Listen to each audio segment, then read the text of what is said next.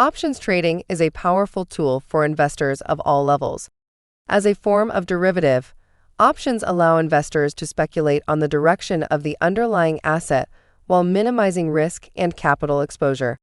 With the help of delta, a key measure of options prices, investors can more accurately determine the risk-reward profile of each option they enter. Delta is a measure of the sensitivity of an option's price to a change in the price of the underlying asset. It is expressed as a decimal number between 0 and 1.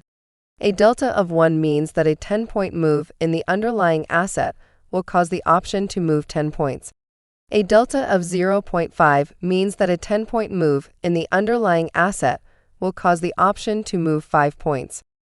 Delta can be used to determine the probability of an option expiring in the money.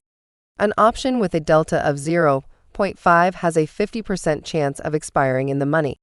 This can be useful information for investors looking to reduce risk.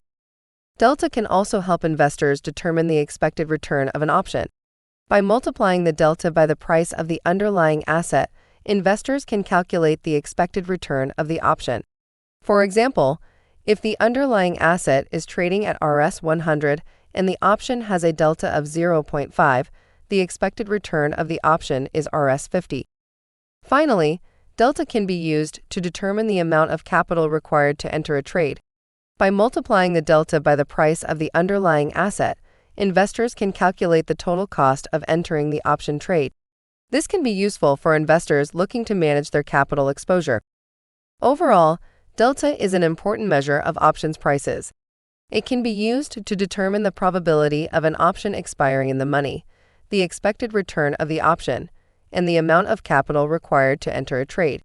By understanding delta, investors can make more informed decisions when it comes to options trading.